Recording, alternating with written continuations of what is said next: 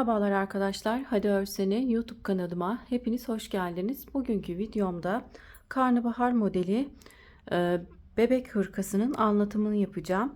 Hırkamı 3,5 numara şiş kullanarak ördüm. 2 yumağa yakında ip kullandım. Hırkamın ölçüleri 1 yaş arkadaşlar. Şimdi ölçülerini vereyim. Beden genişliği 28 santim. Yakasından kol boyu 31-32 santim.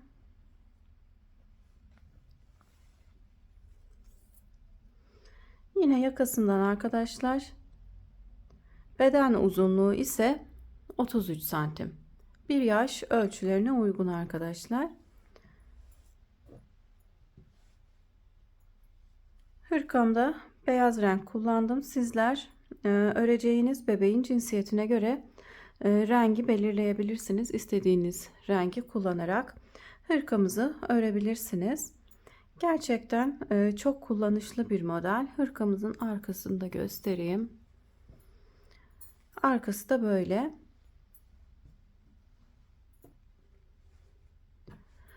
Kanalıma abone değilseniz ücretsiz olarak abone olabilirsiniz. Beğeni ve yorumlarınızla desteklerseniz sevinirim.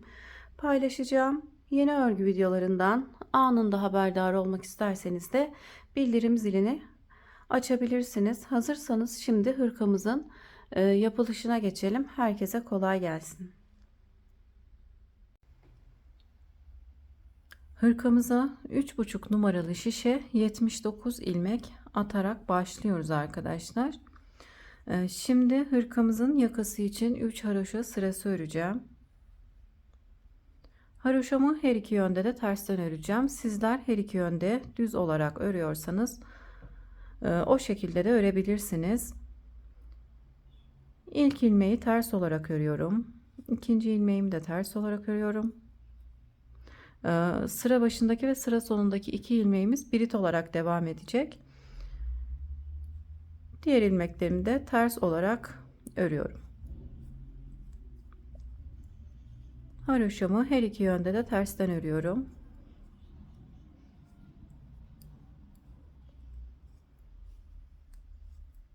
Üç buçuk numaralı şişe 79 ilmekle başladık.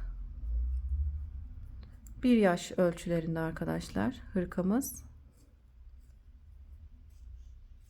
Sıra sonunda 2 ilmeğimiz kalana kadar ilmeklerimizi ters olarak örelim.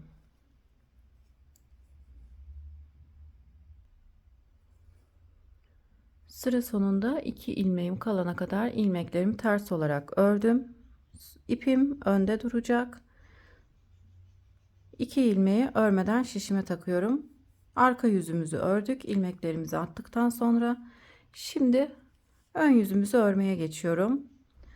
Sıra başındaki 2 ilmeği düz olarak örüyorum. Kenar kısmında birit olarak devam edecek. İpimi öne alıp diğer ilmeklerimi ters olarak öreceğim.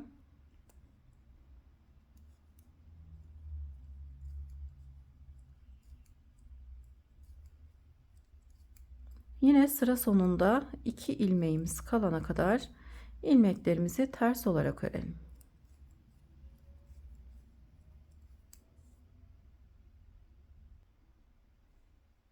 Ön yüzde sıra sonuna kadar ilmeklerimi ters olarak ördüm. Sıra sonunda 2 ilmeğim kaldı. İpimi arkaya alıp sondaki 2 ilmeği örmeden alıyorum. Arka yüzde sıra başındaki 2 ilmeği ters olarak örüyoruz. Ön yüzde sıra başındaki 2 ilmeği düz olarak örüyoruz. Arka yüzde sıra başındaki 2 ilmeği ters olarak örüyoruz.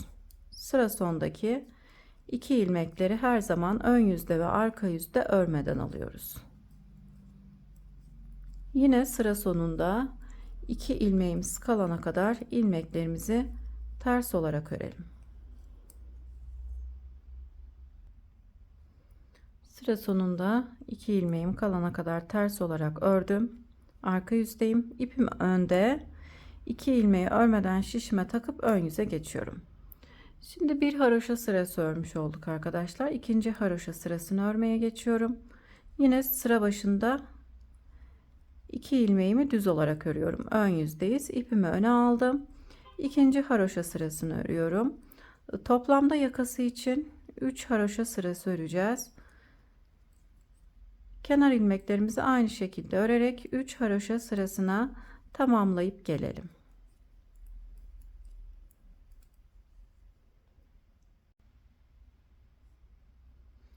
Hırkamızın yakasını 3 haroşa sırasına tamamladım. Şimdi bu sırada kol ve beden ayrımlarını yapacağım.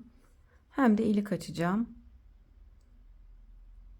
Yine sıra başındaki 2 ilmeğimizi düz olarak örüp 1 2 ilmek ters örüyorum. Alttaki ipi şişime takıp yine ters olarak örüyorum. Burada bir ilmek arttığı için hemen yanındaki 2 ilmeği birlikte örerek kesiyorum. Bir ilmek daha örüp pat kısmımızı tamamlıyorum. Pat kısmımızda 2 4 6 7 ilmeğimiz olacak. Bir ilmek artırıp bir ilmek kesiyoruz. Buraya da iliğimizi açmış oluyoruz arkadaşlar. Önümüz 15 ilmekten oluşuyor. 7 ilmek pat ilmeğimiz olduğu için 8 ilmek düz örüyoruz. Yani 7'yi 15'e tamamlayacağız. 7 8 9 10 11 12 13 14 15 2 4 6 8 ilmek düz örerek önümüzü 15 ilmeğe tamamladık. Şimdi aralarda bir ilmeğimiz olacak. Bir ilmeğimizin her iki kenarına artırma yapacağız. Ajur yaparak artırmalarımızı yapacağız. Artırmalarımızı robamız boyunca her ön yüzde yapacağız. Arka yüzde artırma yapmıyoruz. Sadece ön yüzde artırma yapıyoruz. Şimdi öndeki ilmeklerimi ördükten sonra bir ilmeğimizin her iki kenarına artırmamızı yapalım. Dolama yaparak artırmamı yaptım. Bir ilmek düz örüyorum. Tekrar dolama yaparak artırmamı yapıyorum. Kolum için 11 ilmek öreceğim. 1 2 3 4 5 6 7 8 9 10 11. Aralarda olan bir düz ilmeğimizin hem sağına hem de soluna ajur yaparak artırmalarımızı yaptık. Şimdi tekrar burada yine kol ilmeklerimi ördükten sonra yine bir ilmeğin her iki kenarına artırmamı yapacağım. Dolama yaparak artırmamı yaptım. Bir ilmek düz örüyorum. Tekrar dolama yaparak artırma yapıyorum. Arka bedende olan ilmeklerimi düz olarak öreceğim. Arka bedenimizde 23 ilmeğimiz var. 23 ilmeği düz olarak örelim. 1 2 3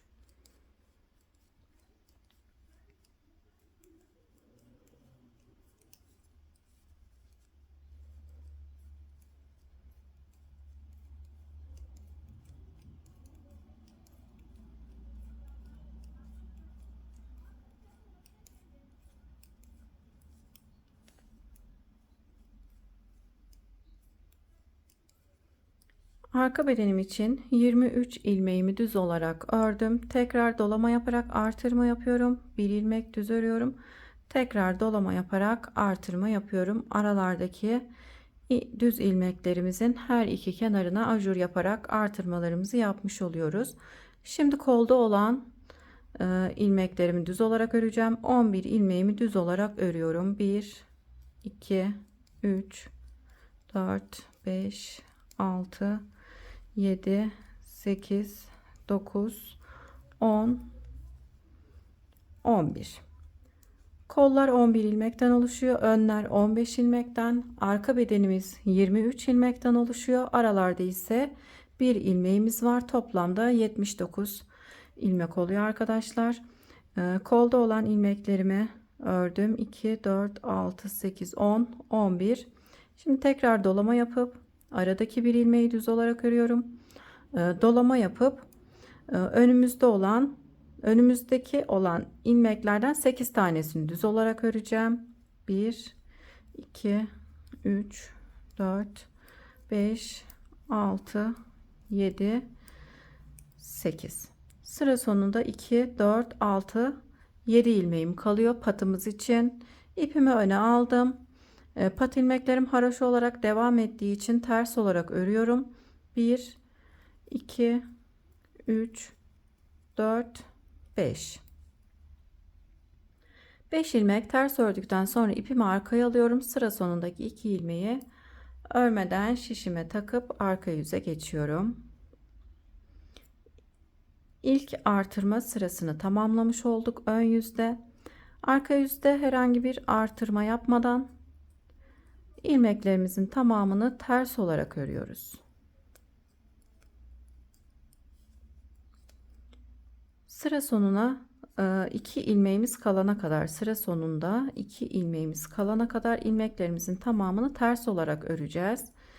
Artırmış olduğumuz ilmekleri de, yani ajur ilmeklerimizi de ters olarak örüyoruz. Şu şekilde ilmeklerimi ters olarak örüyorum, ajur ilmeklerimi.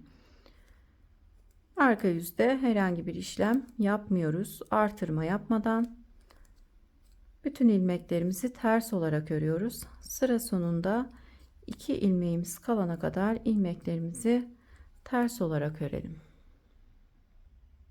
Sıra sonunda 2 ilmeğim kalana kadar ilmeklerimi ters olarak ördüm. İpim önde kalacak şekilde sondaki 2 ilmeği şişime takıp ön yüze geçiyorum. Ön yüzde ikinci artırma sırasını öreceğiz.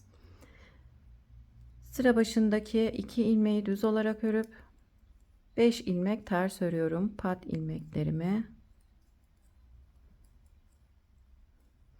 İpimi arkaya aldım.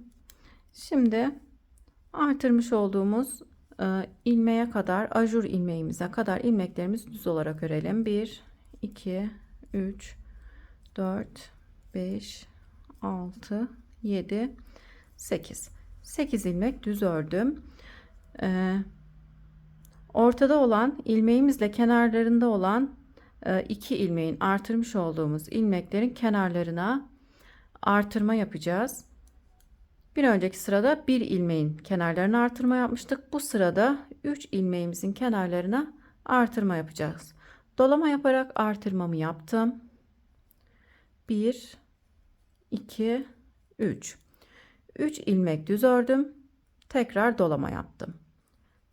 Bu sırada 3 ilmeğin her iki kenarına artırma yapıyoruz. Hem sağına hem de soluna artırmalarımızı yapıyoruz.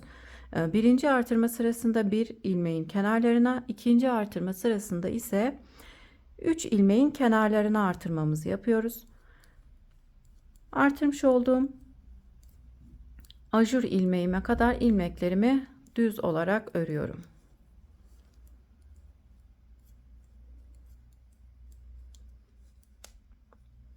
Şimdi 3 ilmek yine 3 ilmeğin her iki kenarına artırmalarımızı yapacağız. Bu ilmeğim benim bir önceki sırada artırmış olduğum ajur ilmeğim. Ajur ilmeğimden önce artırmamı yapıp 1, 2, 3.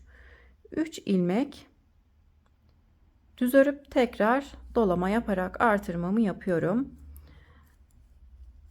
Ayrım kısımları kendisini belli ettiği için arkadaşlar, ajur olarak artırma yaptığımız için ilmek ayrıcı kullanmadım. Sizler isterseniz ajur ilmeklerimizin kenarlarına ilmek ayracı takabilirsiniz. Fakat artırmalarımız ajur olarak yaptığımız için artırmalarımız belli oluyor. O yüzden ben ayraç kullanmadım. Yine artırmış olduğum ilmeğime kadar geliyorum. Bir önceki sırada artırmış olduğum ilmeği kadar ilmeklerimi düz olarak ördüm. Yine 3 ilmeğin kenarlarını artırmamı yapacağım. Dolama yaparak artırma yapıp 1, 2, 3 ilmek düz örüp tekrar dolama yaparak artırmamı yapıyorum. Şimdi kolda olan ilmeklerimi örüyorum.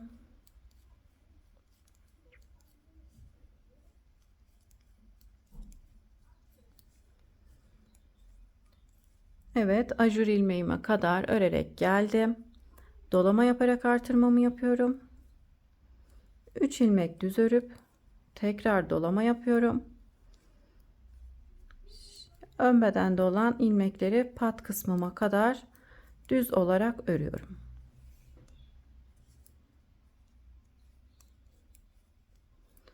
Artırma yaptıktan sonra 2, 4, 6, 8 ilmek düz ördüm. Pat ilmeklerime geldim arkadaşlar. Sıra sonunda 2, 4, 6, 7 ilmeğim kaldı. İpimi öne alıp 5 ilmek ters ördüm. İpimi arkaya alıp sondaki 2 ilmeği şişime takıp arka yüze geçiyorum. İkinci artırma sırasını da tamamlamış oldum.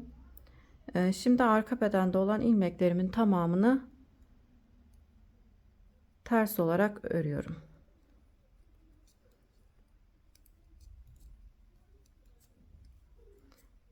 Sıra sonunda 2 ilmeğimiz kalana kadar ilmeklerimizi ters olarak örelim. Sondaki ilmeği örmeden şişimize takıp ön yüze geçelim arkadaşlar.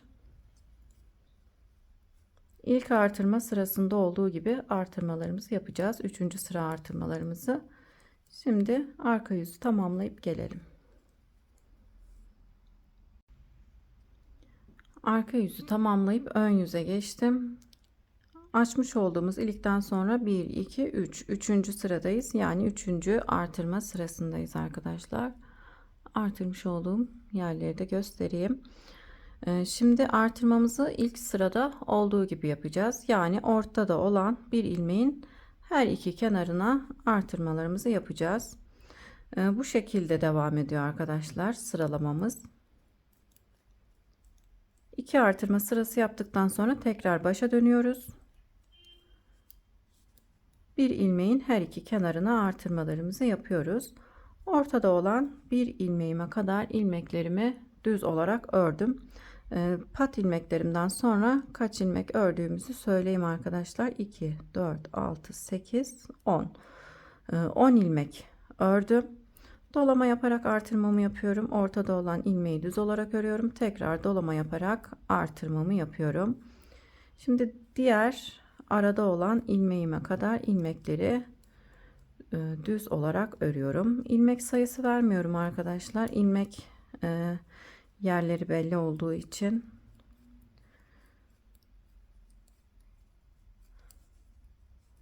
Ajur ilmeklerimiz kendisini belli ettiği için ilmek sayısı vermiyorum. Şimdi yine ortada olan ilmeğime kadar kolda olan ilmeklerimi düz olarak ördüm.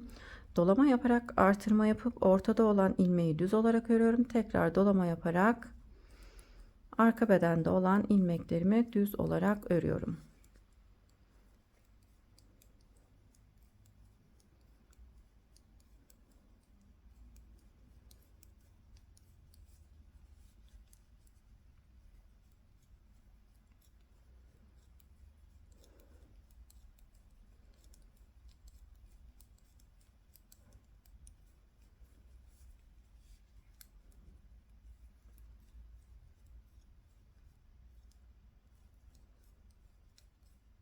Arada olan düz ilmeğime kadar ilmekleri düz olarak ördüm. Dolama yaparak artırma yapıp aradaki ilmeği düz olarak örüyorum. Tekrar dolama yaparak bu defa kolda olan ilmekleri düz olarak örüyorum.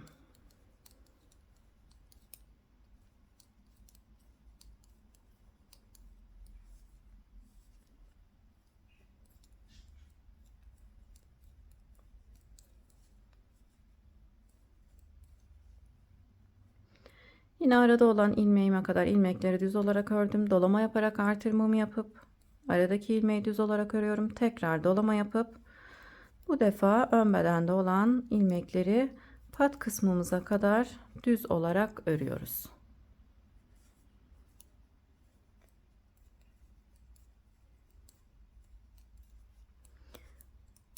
Sıra sonunda 7 ilmeğim kaldı. İpimi öne aldım. 5 ilmeği ters olarak örüp ipimi arkaya alıp sondaki 2 ilmeği örmeden şişime takıp arka yüze geçiyorum. Arka yüzde ilmeklerimizin tamamını ters olarak örüp ön yüze geçelim. Arka yüzü tamamlayıp ön yüze geçtim. Sıra başındaki 2 ilmeği düz olarak örüp pat ilmeklerimi ters olarak örüyorum. 5 ilmeği ters olarak ördüm. Şimdi bir önceki sırada artırmış olduğumuz ilmeğimize kadar düz olarak öreceğiz. 1 2 3 artırma sırası yaptık. Şimdi dördüncü artırma sırasındayım. Dördüncü artırma sırasını ikinci artırma sırasını yapmış olduğumuz gibi yapıyoruz. 3 ilmeğin her iki kenarına artırma yapıyoruz.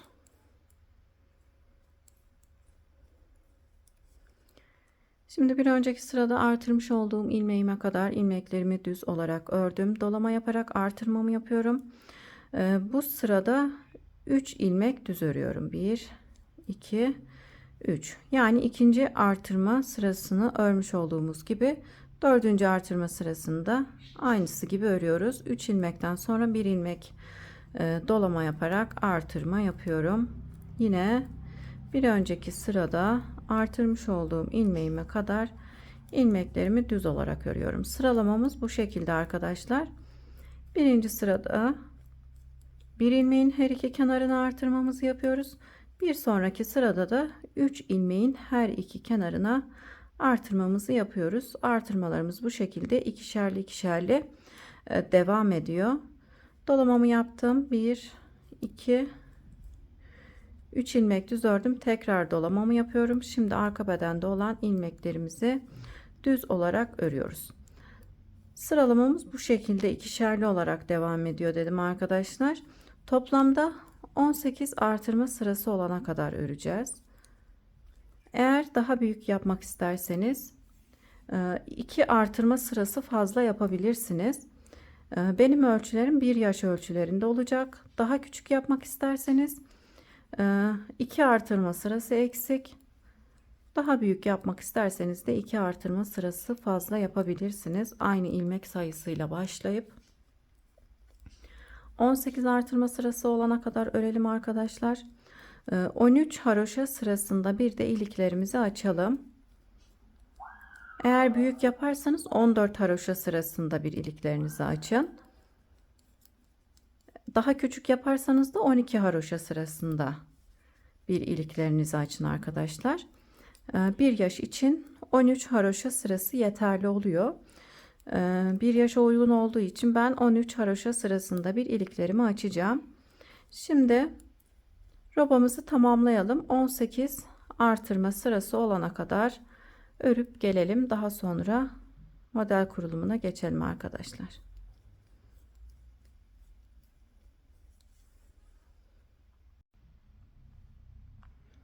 Robamızı 18 artırma sırası olana kadar ördüm arkadaşlar. Şu şekilde ajurlardan sayalım. 2 4 6 8 10 12 14 16 18. Şimdi bir sıra haroşa öreceğim. Ön yüzde ve arka yüzde bir sıra ters öreceğim arkadaşlar. Bir sıra haroşa ördükten sonra model kurulumuna geçeceğiz. 2 ilmeği düz olarak ördüm. İpimi öne aldım. Pat kısmımızı haroşa olarak örüyorum. Şimdi diğer ilmeklerimi de haroşa olarak öreceğim.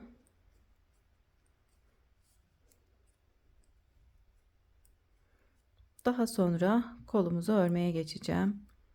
Kolda model kurulumuna geçeceğiz. Kolları ördükten sonra da beden kısmını öreceğiz arkadaşlar.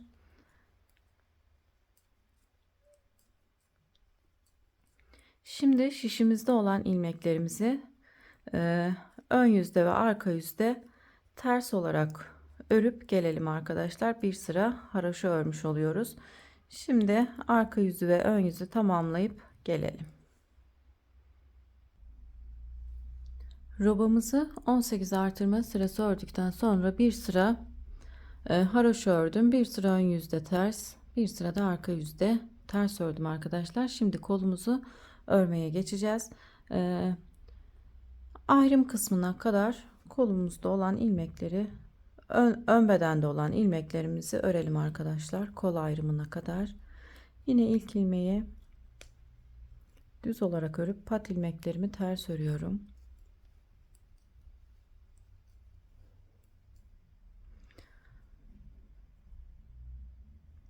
Yedi ilmek ters ördükten sonra ön bedende olan ilmeklerimizi düz olarak örelim. Şimdi ayrım kısmına kadar ilmeklerimizi düz olarak örelim. İlmeklerimi düz örerek ayrım kısmına kadar geldim. Toplamda 33 ilmek ördüm arkadaşlar. Arada olan ilmeği de bedenimize ekleyeceğimiz için o ilmeği de düz olarak örüyorum. Toplamda 34 ilmek örmüş olduk. Şimdi kolumuzu örmeye geçeceğim. Şişimi buradan alıyorum.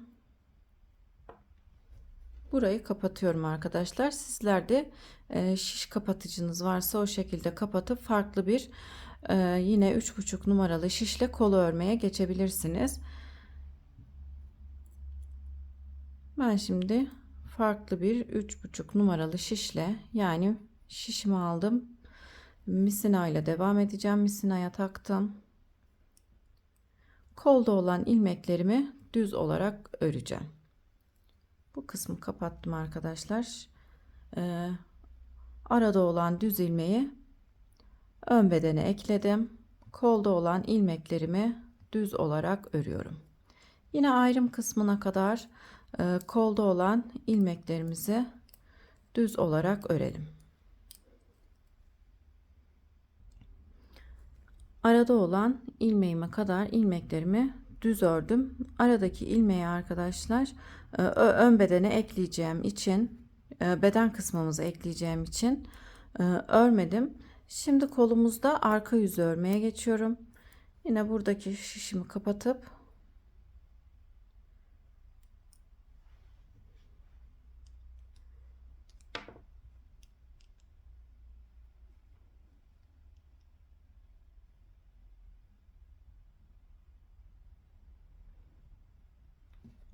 kolumu örmüş olduğum misinaya 3,5 numaralı şişimi takıyorum. Sizlerin düz şişi ya da sabit misinalı şişleriniz varsa onunla da örebilirsiniz.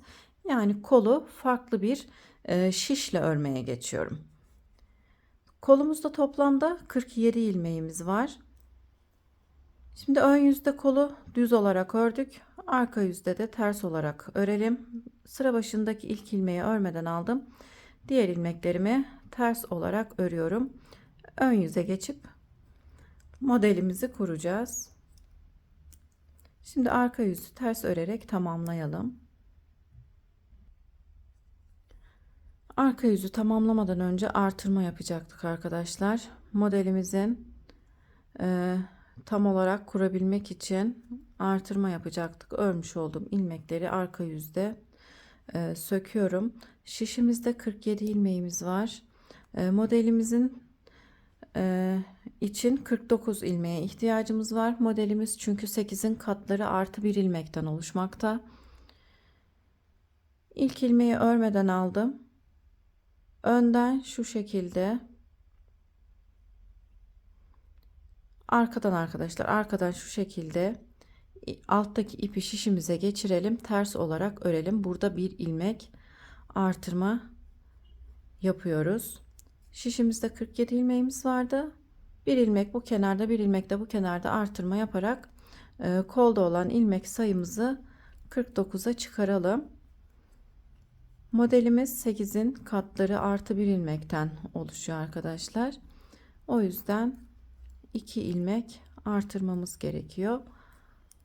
İlmeklerimizi de kenar kısımlarımızda artırıyoruz. Şimdi bir ilmeğim kalana kadar ilmeklerimi ters olarak örüyorum. Model kurulumundan önce kolda ön yüzde bir sıra düz, arka yüzde de bir sıra ters örmemiz gerekiyor.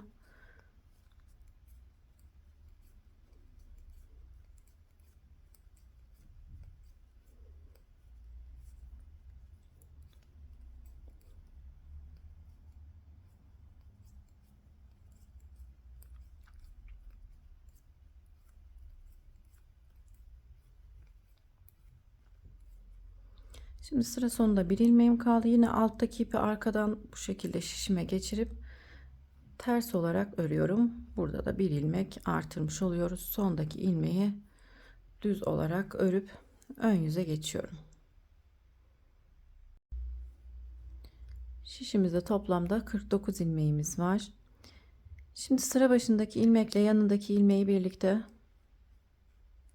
örerek kesiyorum 2 ilmeği. Model kurulumunu yapıyoruz arkadaşlar. Sıra başındaki 2 ilmeği kestik. Dolamamı yaptım. 1 ilmek düz örüyorum. Tekrar dolama yaptım. 1 ilmek düz ördüm. 3. dolamamı yaptım. Düz örüyorum. 4. dolamamı yapıp düz örüyorum. 5. dolamamı yaptım. Düz ördüm. 6. dolamamı yaptım.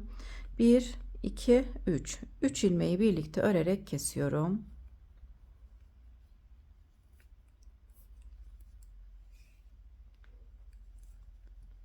Birinci dolamamı yaptım. 3 ilmeği kestikten sonra tekrar birinci dolamamı yapıp 1 ilmek düz örüyorum. İkinci dolamamı yaptım. Düz ördüm. Üçüncü dolamamı yapıp düz örüyorum. Dördüncü dolama yapıp düz ördüm. Beşinci dolama yapıp düz örüyorum. Altıncı dolama yapıp 3 ilmeği birlikte örerek kesiyorum. Modelimizin birinci sırasını bu şekilde örüyoruz arkadaşlar. Birinci dolama yapıp 1 ilmek düz ördüm.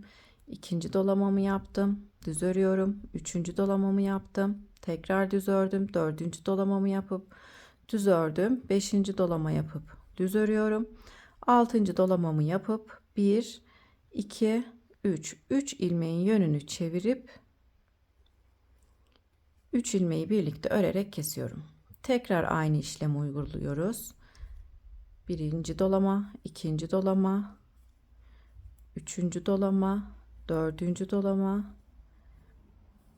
beşinci dolama, altıncı dolama yapıp 3 ilmeği birlikte örerek kesiyorum. Yine aynı şekilde birinci dolamamızı yaptık. Düz örüyorum. Tekrar dolama yaptım. Düz ördüm. 2, 3, 4, 5 ve 6. 6. dolamamızı yaptıktan sonra 3 ilmeği birlikte örerek kesiyoruz. Tekrar bir ilmek dolama yaptım. Düz ördüm. İkinci dolama yapıp düz ördüm. 3. dolamamızı yaptıktan sonra düz örüyorum.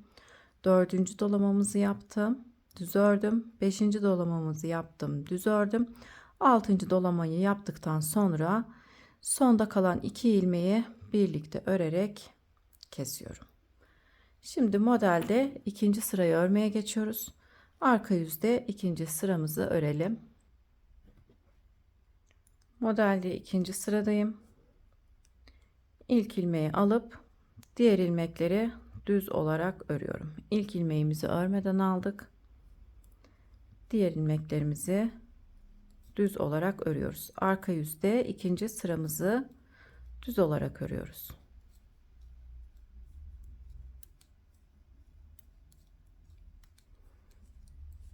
Bütün ilmeklerimizi düz örerek sıramızı tamamlayalım.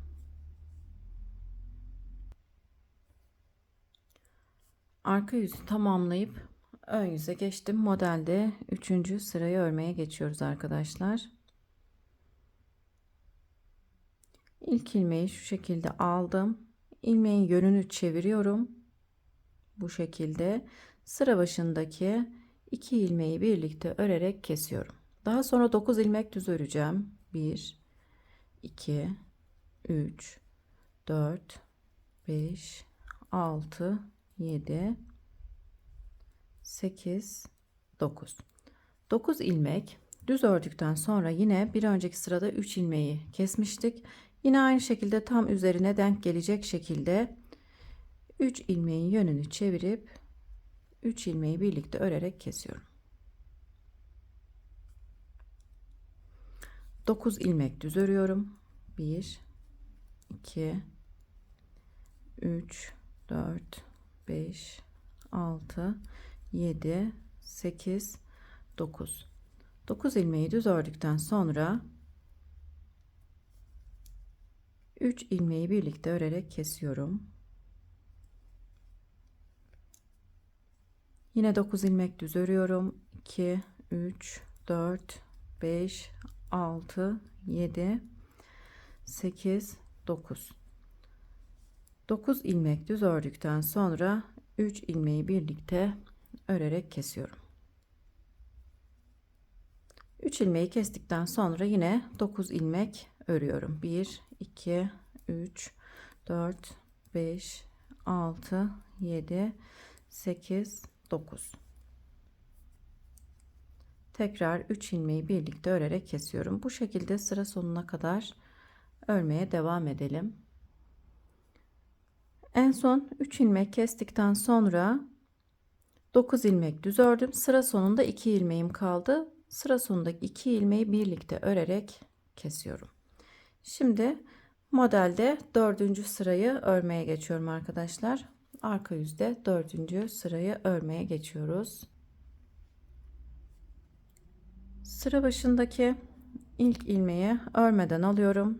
Diğer ilmeklerimi 4. sırada ters olarak örüyorum. Modelimizin 4. sırasını arka yüzde ters olarak örüyoruz. Sıramızı ters örerek tamamlayalım.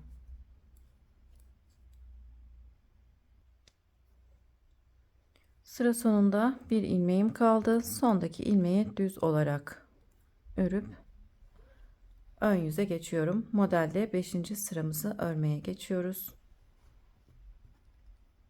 Modelimiz de kendisini göstermeye başladı arkadaşlar. Yine şu şekilde alıyorum ilmeği düz olarak gelmesi için. İpimi arkaya aldım. Tekrar şişime takıp sıra başındaki 2 ilmeği birlikte örerek kesiyorum. Daha sonra 7 ilmek düz öreceğim bu sırada. 1 2 3 4 5 6 7. Daha sonra tam yine birbirinin üzerine denk gelecek şekilde 3 ilmeği birlikte örerek kesiyorum. 7 ilmek düz ördükten sonra 3 ilmeği birlikte örerek kesiyorum. 1 2 3 4 5 6 7. 7 ilmek düz ördüm. 3 ilmeğimizin yönünü çeviriyorum. Diğer sıralarda olduğu gibi 3 ilmeği birlikte örerek kesiyorum. 5. sıramızın sıralaması da bu şekilde arkadaşlar. 7 ilmek düz örüp 3 ilmeği birlikte örerek kesiyoruz. Sıra başındaki 2 ilmeği de birlikte örerek kesiyorum. Tekrar 7 ilmek düz örüp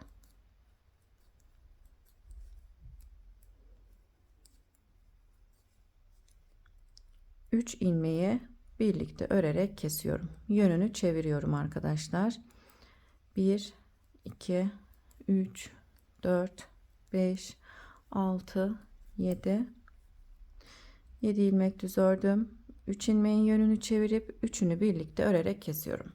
İlmek alış şekilleriniz arkadaşlar farklıysa ilmeklerinizin yönünü çevirmenize gerek yok. Eğer benim gibi örüyorsanız burada olan 3 ilmeğin yönünü çevirip üçünü birlikte keseceksiniz. 1 2 3 4 5 6 7. 7 ilmek ördükten sonra sondaki 2 ilmeği birlikte örerek kesiyorum. Modelde 6. sırayı örmeye geçiyoruz. Arka yüzde 6. sıramızda arkadaşlar ilmeklerin tamamını ters olarak örüyoruz. İlk ilmeği örmeden aldım. Diğer ilmeklerimi ters olarak örüyorum. 6. sıramızı ters örerek tamamlayalım.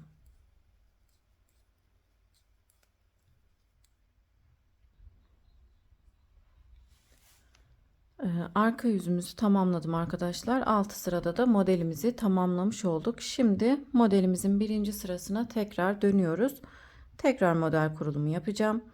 Yine şu şekilde ilmeğimin yönünü çeviriyorum. Sizler de ilmekleri alış yönünüze göre yönünü bu şekilde düz olarak çevirin. Dikerken düzgün olması için arkadaşlar sıra başındaki 2 ilmeği düz olarak örüyorum.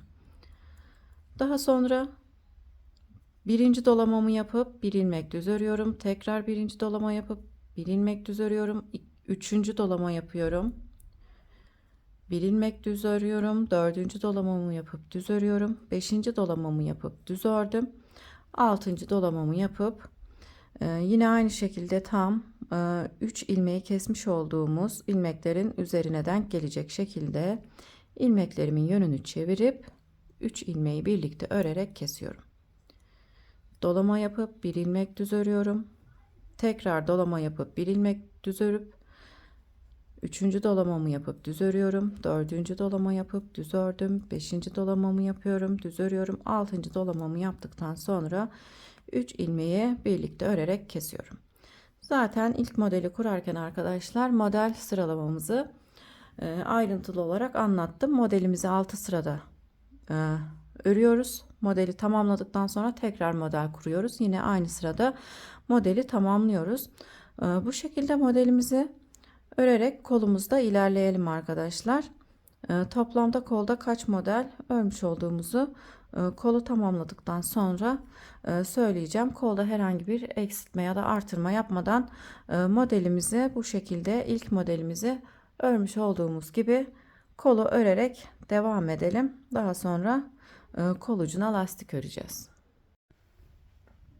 Kolumuzu 10 model sırası olana kadar ördüm. 1, 2, 3, 4, 5, 6, 7, 8, 9, 10. Şimdi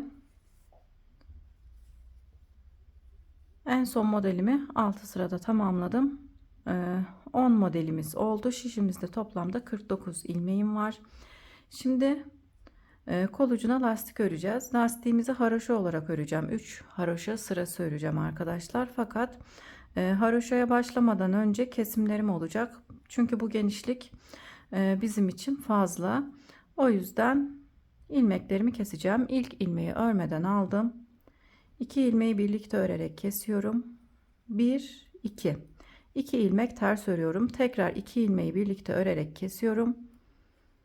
2 ilmek ters örüyorum. 2 ilmek, 2 ilmeği birlikte örerek kesiyorum. 2 ilmek ters örüyorum. Bu sıramızın sıralaması bu şekilde arkadaşlar. İlk haroşa sırasında kesimlerimizi yapıyoruz. Diğer sıralarda kesmeden 3 haroşa sırasına tamamlayacağız. 2 ilmek ters örüp 2 ilmeği birlikte örerek kesiyorum. 2 ilmek ters örüp tekrar 2 ilmeği birlikte örerek kesiyorum. Sıra sonuna kadar bu şekilde devam edelim.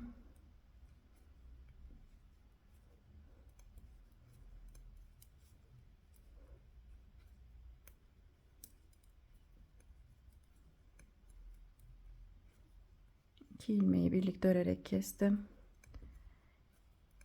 2 ilmek ters örüp tekrar bir ilmek daha kestim. Sıra sonunda 2 ilmeğim kaldı. Bir ilmek ters örüp sondaki ilmeği düz olarak örüp sıramı tamamlıyorum. Kesmiş olduğumuz ilmekler kendisini belli ediyor. Sayalım. 1, 2, 3, 4, 5, 6, 7, 8, 9, 10, 11, 12 ilmek kesmiş olduk. 49 ilmeğimiz vardı. Şişimizde 37 ilmek kaldı. Şimdi 37 ilmekle hem ön yüzde hem de arka yüzde ters olarak örelim. 3. haroşa sırasına gelince arkadaşlar 3. haroşa sırasını ön yüzde örüp arka yüzde kesim yapacağız. Şimdi 3 haroşa sırasına tamamlayalım. 3. haroşa sırasını ön yüzde ördüm. Şimdi arka yüzde kesimlerimizi yapacağım. İlk ilmeği örmeden aldım. İpimi arkaya aldım. Bir ilmek düz örüp bir önceki ilmeği üzerinden geçirerek kesiyorum. Hem örüp hem kesiyoruz. Bir ilmek düz örüp bir önceki ilmeği üzerinden geçirerek kesiyorum. Bir ilmek düz ördüm. Bir önceki ilmeği üzerinden geçirerek kesiyorum. İlmeklerimizi çok gevşek bırakmayalım arkadaşlar. Kol ucu olduğu için geniş durmaması için çok fazla da sıkmayalım. Normal bir şekilde ilmeklerimizi bu şekilde örerek keselim. İlmeklerin tamamını kesip gelelim arkadaşlar. Kol kesimini tamamladım. İpimi uzun bıraktım arkadaşlar dikmek için. Şu şekilde ilmeğin içerisinden ipimi geçirip Buraya sıkıştırıyorum. Şimdi diğer kolumuzu örmeye geçiyoruz. Ön bedenimizi düz örerek kolumuza gelmiştik arkadaşlar. Kolu örüp tamamladıktan sonra ipimi tam şu kısma bağladım arkadan. Şimdi beden kısmımızı, arka bedeni düz olarak öreceğim. Kol ayrımına kadar ilmeklerimin tamamını düz olarak öreceğim. İpimi arkaya bağladım. Arka bedende olan ilmekleri düz olarak örüyorum. Kol ayrımına kadar ilmeklerimizi düz olarak örelim. Arka bedende olan ilmeklerimi düz olarak ördüm. Ayrım kısmına kadar geldim. Aradaki düz ilmeğimi de arka bedene ekliyorum arkadaşlar. Onu da düz olarak örüyorum. Şimdi kolda olan ilmeklerimizi de bir sıra düz öreceğim. Farklı bir şişe geçiyorum. Bu şişimi burada bıraktım.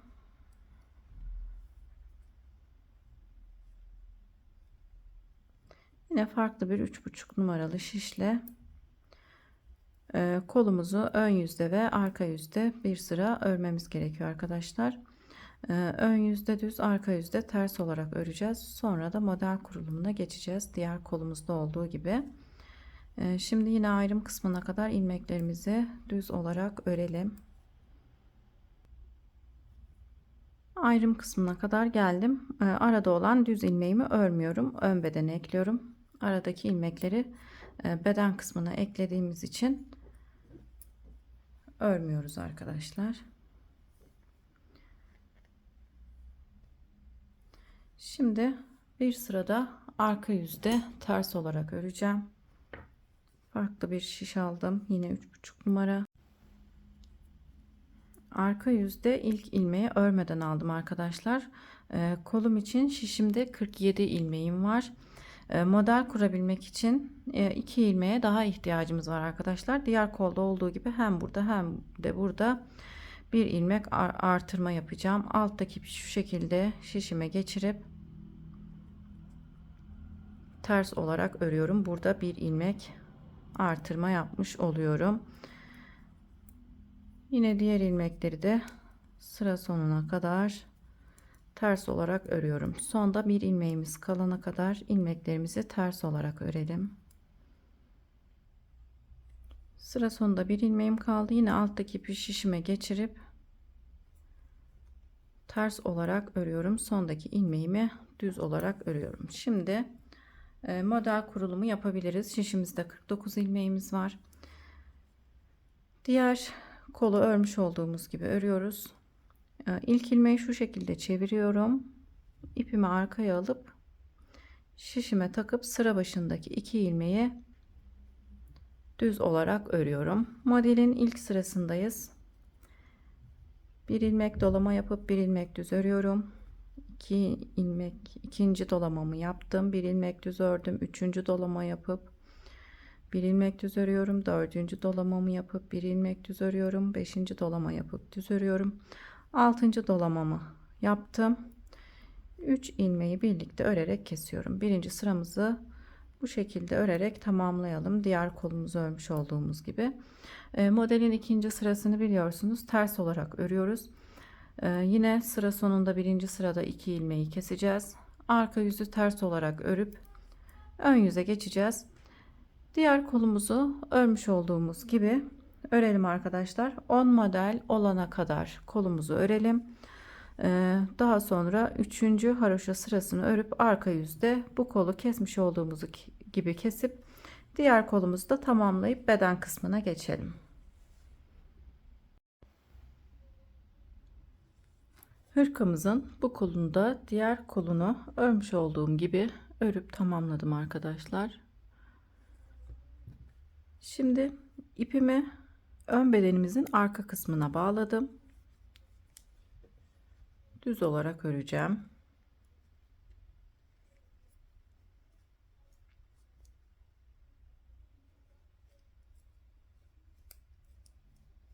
Ön bedende olan ilmeklerimi düz olarak örüyorum. Pat kısmına kadar ilmeklerimizi düz olarak örelim. Yine pat ilmeklerimizi de haroşa olarak örüp sıramızı tamamlayalım.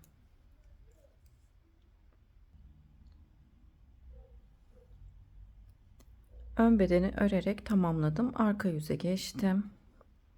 Arka yüzde ilmeklerimizi ters olarak örüyoruz arkadaşlar.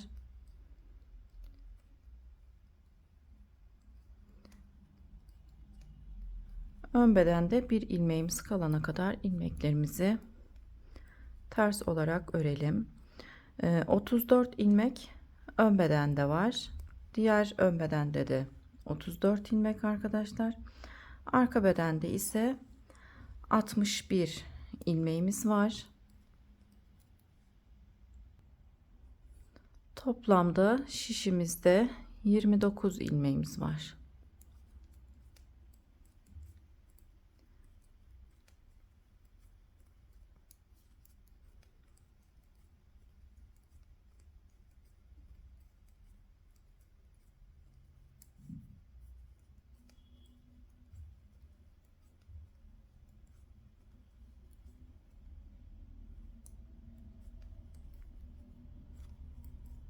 Toplam ilmek sayısından yani 129 ilmekten arkadaşlar pat ilmeklerimizi çıkarınca 7 ilmek buradan 7 ilmek de buradan toplamda 14 ilmek çıkarınca 115 ilmeğimiz kalıyor. 129 ilmekten 14 ilmek çıkarınca 115 ilmeğimiz kalıyor arkadaşlar. Model kurulumu yapabilmemiz için ilmek sayımızın 121 olması gerekiyor. O yüzden 6 ilmek artırmamız gerekiyor. 3 ilmek bu kol altından, 3 ilmek de diğer kol altından artırma yapacağım. Şimdi bu sırada sondaki ilmekten bir önceki ilmeği şu şekilde önden şişimizi alalım. Pardon arkadaşlar, şu şekilde arkadan şişimizi alıp ters olarak örelim. Bir ilmek burada artırma yapalım. Sondaki ilmeği de ters olarak örelim. Bir ilmek de burada artırma yapacağız. Bu sırada kol altlarında 2 ilmek. 2 ilmek burada. 2 ilmek de burada artırma yapacağız. Diğer sırada da birer ilmek artırma daha yapacağız. İlmek sayımızı pat ilmeklerimizi çıktıktan sonra 121 ilmeğe tamamlamak için kol altlarında bu şekilde artırma yapıyoruz. Model kurulumu yaparken ilmeklerimizin denk gelmesi için arkadaşlar. Modelimiz çünkü 8'in katları artı bir ilmekten oluşuyor. Yine bir ilmeği ters ördüm. Daha sonra alttaki ipi şişime geçirerek ters olarak örüyorum. Bu kol altında 2 ilmek artırmış oldum. Şimdi ilmeklerimi ters olarak örüyorum. Diğer kol ayrımına kadar ilmeklerimizi ters olarak örelim. Ayrım kısmına kadar geldim. Şimdi sondaki ilmeği örmedim. Yine arkadan alttaki ipi şişime geçiriyorum. Ters olarak örüyorum. Bir ilmek artırmış oluyorum. Sondaki ilmeği de ters olarak örüyorum arkadaşlar. Aynı şekilde buradaki bir ilmekten sonra da artırmamı yapacağım. Ön bedendeki ilk ilmeği ters olarak örüp alttaki ipi şişime geçirip ters olarak örüyorum. Bu kol altında da 2 ilmek artırmış olduk. 115 ilmeğimiz vardı. 2 ilmek burada, 2 ilmek de burada. 129 ilmeğimiz oldu. Şu an şişimizde 129 ilmeğimiz var. 115 ilmeğimiz vardı arkadaşlar. 4 ilmek artırınca 119 ilmeğimiz oldu. Bizim 121 ilmeğe ihtiyacımız var. O yüzden 2 ilmek ön yüzde model kurulumu yaparken artırma yapacağız. Yine kol altına denk gelecek şekilde bir ilmek burada, bir ilmek de diğer kol altında artırmamızı yapacağız arkadaşlar. Toplamda şişimizde 129 ilmeğimiz vardı. Kenar pat ilmeklerimizi çıkarınca arkadaşlar 14 ilmeği çıkarınca 115 ilmeğimiz kalıyor. Bizim model kurulumu yapabilmemiz için 121 ilmeğe ihtiyacımız var. O yüzden 3 ilmek burada, 3 ilmek de burada artırmamız gerekiyor. Şimdi ön yüze geçtim. Bu sırada model kurulumu yapacağım. Sadece burada bir ilmek artırma yapacağım kol altında. Sıra başındaki 2 ilmeği düz olarak ördüm. Pat ilmeklerimi ters olarak örüyorum. 5 ilmek ters ördüm. Şimdi model kurulumuna geçiyorum. İlk düz ilmeğin yönünü çevirip 2 ilmeği birlikte örerek kesiyorum. Birinci dolamamı yaptım. Bir ilmek düz ördüm. İkinci dolama yapıp bir ilmek daha düz örüyorum. Üçüncü dolama yapıp tekrar düz ördüm. Dördüncü dolamamı yaptım. Düz ördüm. Beşinci dolamamı yaptım. Düz ördüm. Altıncı dolamamı yapıp 3 ilmeğin yönünü çeviriyoruz. Modeli artık bu kısma kadar geldiyseniz öğrenmişsinizdir. Çünkü kollarına da aynı şekilde model uyguladık. 3 ilmeği kestikten sonra birinci dolamamı yaptım. Bir ilmek düz ördüm. Tekrar dolama yapıp bir ilmek düz ördüm. Üçüncü dolamamı yapıp bir ilmek düz ördüm. Dördüncü dolamamı yapıp bir ilmek düz ördüm. Beşinci dolamamı yapıp bir ilmek düz ördüm. Altıncı dolamamı yaptıktan sonra 3 ilmeği birlikte örerek kesiyoruz. Modelimizin birinci sırası sıralaması bu şekilde. 1 2 3 4 5 6 1 2 3 4 5 6 altıncı dolamamızı yaptıktan sonra 3 ilmeği birlikte örerek kesiyorum. Bir ilmek dolama yaptım. Bir ilmeği düz olarak ördüm. Tekrar dolama yaptım. Bir ilmek düz ördüm. Burada ilmeği şu şekilde şişime taktım. 1 2 dolama yaptık. Üçüncü dolamamı yaptıktan sonra bir ilmek düz örüyorum. Hem de burada bir ilmek artırmış oluyorum. Dördüncü dolamamı yaptım. Bir ilmek düz ördüm. Beşinci dolama yapıp bir ilmek düz ördüm. Altıncı dolamamı yapıp 3 ilmeği birlikte örerek kesiyoruz. Yine bu sırada kol altında bir ilmek daha artırma yapmış olduk arkadaşlar. 1 2 3 4 5 6 altıncı dolamamızı yaptıktan sonra 3 ilmeğimizi birlikte örerek kesiyoruz. Model sıralamamıza bu şekilde devam edelim. Diğer kol altına gelelim arkadaşlar. Diğer kol altına kadar geldim arkadaşlar. En son 6 ilmek dolama yaptıktan sonra 3 ilmeği birlikte örerek kestim. Birinci dolamamı yapıp bir ilmek düz örüyorum. İkinci dolamamı yapıp tekrar bir ilmek düz örüyorum. Üçüncü dolamamı yapıp buradaki ipi şişime takıp düz olarak örüyorum. Burada yine bir ilmek artırmış olduk. Tekrar dolama yapıp düz olarak örüyorum. Dördüncü dolamamı yaptım. 1 2 3 4 beşinci dolamamı yapıp düz olarak örüyorum. Altıncı dolamamı yapıp 3 ilmeği birlikte örerek kesiyorum. Yine model sıralamasına aynı şekilde devam edelim. Pat kısımlarımızı örüp sıramızı tamamlayıp arka yüze geçelim. Ön bedende modelimi örerek ilerledim arkadaşlar. Arka yüze geçmeden şu kısmını da göstereyim. En son 6. dolamamı yaptıktan sonra kalan 2 düz ilmeği şu şekilde birlikte örerek kesiyorum. 5 ilmek patımı ters olarak örüp sonda kalan 2 ilmeği örmeden alacağım. İpimi arkaya alıp 2 ilmeği örmeden şişime taktım. Şimdi arka yüze geçtim. Pat ilmeklerimizi ters olarak örelim.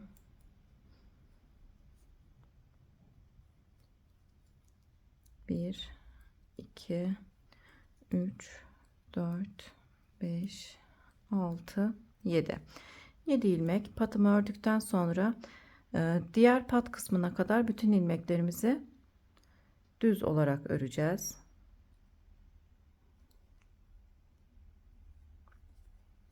Altı tane artırma yapmışım. 1, 2, 3, 4, 5, 6. Evet arkadaşlar, pat kısmında olan ilmeklerimizi ördükten sonra diğer ilmeklerin tamamını, yani modelimizin ikinci sırasını düz olarak örelim.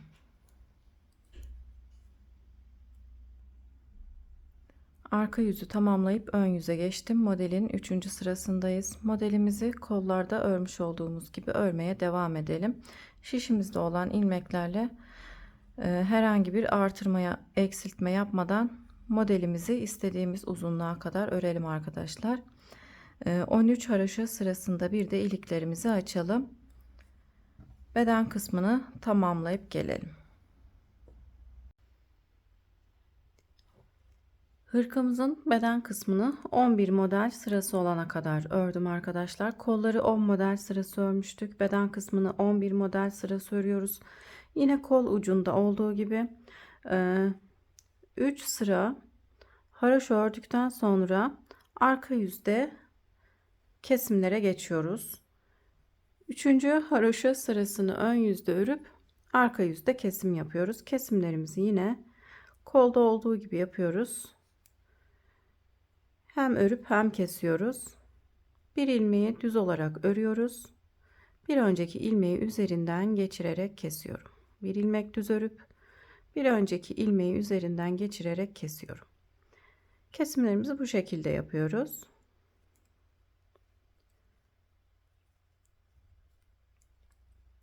Şimdi bütün ilmeklerimizi kesip hırkamızı tamamlayalım.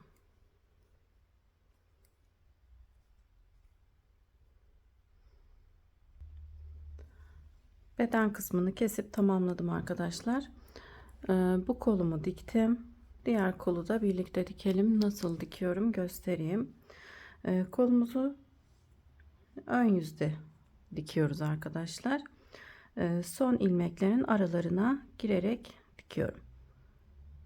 Son ilmeğin aralarında olan boşluklara bu şekilde batıyorum.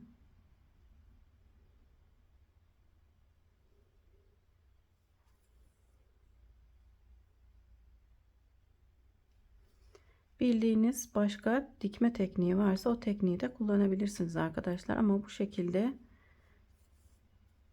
daha düzgün oluyor dikişlerimiz. Son ilmeklerin arasındaki boşluğa batarak dikiyorum. Şöyle yakından da göstereyim.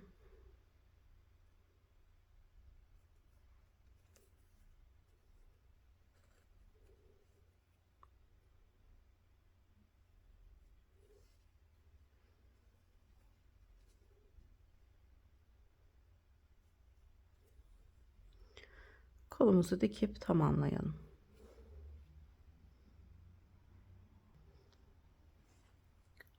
Kolumu dikip tamamladım. Hırkamızı da tamamlamış olduk arkadaşlar. Düğmelerimi de öncesinde dikmiştim. Gerçekten çok güzel oldu. Hem kullanışlı hem çok güzel arkadaşlar. Bu modeli beyaz renkte çok yakıştı.